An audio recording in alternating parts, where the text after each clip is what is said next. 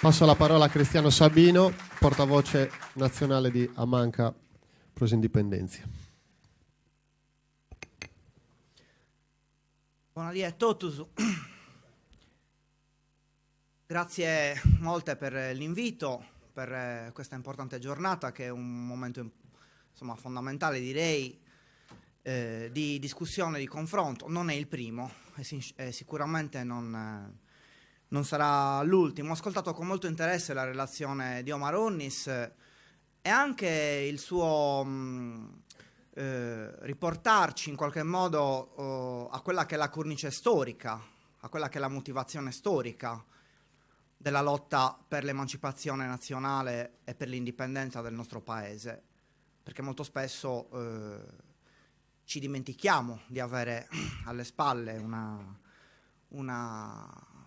strada così tortuosa, ma anche così chiara. E condivido assolutamente la cornice non soltanto storica, ma anche la narrazione economica del suo intervento, che ha messo in chiaro, ripeto, in maniera assolutamente condivisibile dal nostro punto di vista, il filo rosso della nostra storia, che è un filo di ribellione e di colonizzazione, di capacità di elaborare spinte creative verso l'indipendenza, verso la sovranità, verso la soggettività autonoma nei confronti del dominatore di turno. Potremmo cercare di concludere il discorso che ha fatto Onnis nella sua introduzione dicendo che il periodo più buio della storia della Sardegna forse non è stato quello spagnolo, catalano, aragonese, spagnolo, ma è quello che viviamo oggi, perché almeno gli spagnoli non hanno compromesso per sempre alcune zone della nostra terra, come invece ha fatto la dominazione italiana, per esempio. La dominazione spagnola è stata per molti versi molto dannosa, ma reversibile, e ha dato anche delle contaminazioni culturali di cui poi noi in dialettica, come abbiamo sempre fatto nella nostra storia, ci siamo appropriati. Pensiamo all'universo culturale, no? Il canto a chitarra, alcuni costumi.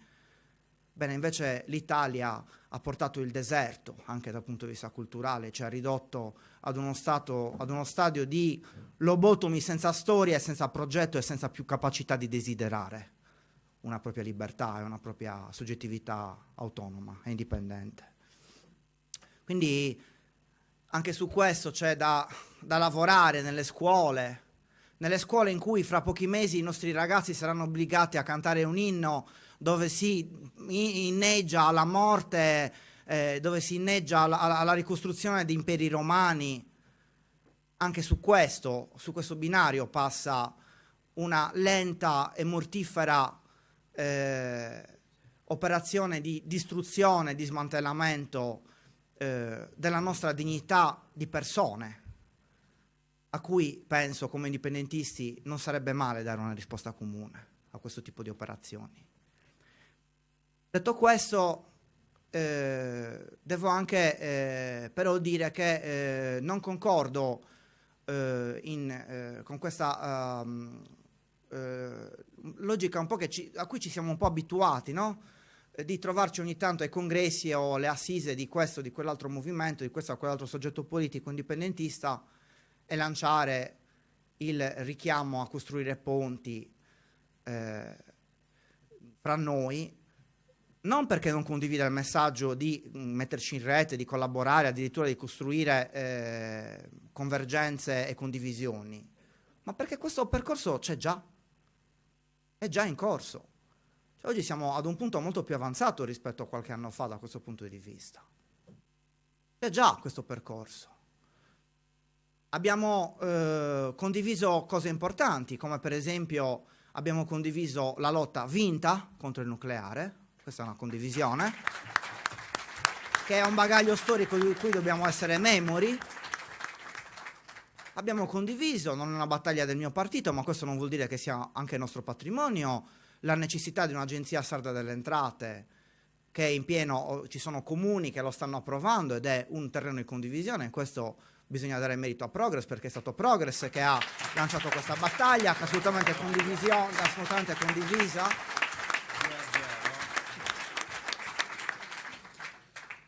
Abbiamo condiviso, per esempio, con molti indipendentisti l'esperienza eccezionale, anche se contraddittoria e attualmente congelata della consulta indipendentista, ma abbiamo condiviso questa esperienza che ci ha permesso di andare a parlare con migliaia di lavoratori, migliaia di pastori, di agricoltori, migliaia di operai, migliaia di sardi, di spezzoni di società sarda anche non politicizzata, e di vedere anche la crescita anche personale di molti anche piccoli commercianti che fino a qualche mese prima credevano di essere tanti piccoli Berlusconi e che si sono resi conto di essere meno tutelati addirittura degli operai, e si sono resi conto che probabilmente era l'ora di iniziare un percorso di emancipazione collettiva e nazionale, e parlavano in termini di nazione sarda, e parlavano in termini di popolo sardo, e ci siamo resi conto che l'ipotesi su cui si basa il nostro partito, cioè dell'incontro storico fra tesi indipendentiste e questione del lavoro, cioè l'incontro fra quello che noi definiamo popolo lavoratore sardo e lotta per l'indipendenza, non è un'ipotesi su carta, ma è una piena realtà sentita nelle corde dei sardi. Ci siamo resi conto che fondamentalmente è possibile scrivere una piattaforma di punti di sovranità applicabili nell'immediatezza da proporre ai sardi, da proporre al popolo sardo, e con cui andare a costruire una rottura storica con il colonialismo italiano e con lo Stato italiano. Potrei fare tanti altri esempi anche sul campo territoriale. Ci siamo resi conto, per esempio, di condividere la lotta a Nuoro contro la caserma della Brigata Sassari, un'ennesima servitù militare costruita su terre civiche, costruita da mafiosi e imprese corrotte, con i soldi sottratti all'edilizia scolastica. Insomma, tante battaglie. Si tratta soltanto di coordinarle e di riprendere in mano un progetto che anche questo ha costato fatica, ma è nel nostro bagaglio, della convergenza indipendentista. Ricordiamo che esiste una carta scritta dai partiti indipendentisti, da quelli che hanno aderito a questo richiamo, che esprime il terreno di condivisione che non è andato in pensione. Questa carta di convergenza indipendentista non è andata in pensione, è un nostro patrimonio storico di cui dobbiamo riappropriarci e che dobbiamo rilanciare, abbiamo il dovere di rilanciare. Detto questo, però, bisogna capire appunto il passaggio di cui parlava Bustiano, condivisibile anch'esso, come farlo. Beh, innanzitutto penso di essere chiaro, penso di dover essere chiaro su questo. Sicuramente l'indipendentismo deve rompere con due cancri che ne hanno condizionato la subalternità e il carattere minoritario in Sardegna. Il primo cancro sicuramente è la questione dei partiti personali. Basta con i partiti personali, basta con i caudilli, basta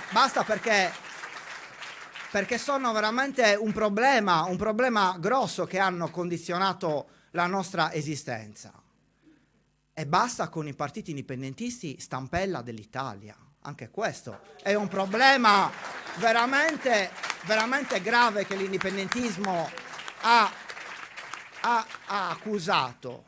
Dobbiamo essere chiari. Sulla chiarezza penso che dobbiamo, nel bene o nel male. Poi non siamo d'accordo su questo, amici come prima, nessuno si offende, possiamo trovarci, parlare di storia, di filosofia, quello che volete. Ma dobbiamo essere precisi e netti nel ricordare che il progetto indipendentista è un progetto che costruisce una spaccatura verticale col blocco nazionale italiano, col blocco coloniale italiano. Perché se noi non costruiamo questa spaccatura, torniamo al vecchio problema del sardismo, che quando si è fondato, ancora quando non si chiamava Partito Sardo d'Azione ma Unione dei Combattenti, si sono trovati, hanno elencato tutta una serie di problemi sulla Sardegna, che fra l'altro sono attualissimi, andateveli a rileggere perché sono veramente, sembrano scritti adesso, sembrano scritti al giorno d'oggi, e hanno detto: allora facciamo una cosa, se l'Italia non ci concederà queste cose, noi addirittura paventavano il ricorso alla forza. Se l'Italia non ci riconoscerà punto per punto queste cose, noi faremo come gli irlandesi, faremo come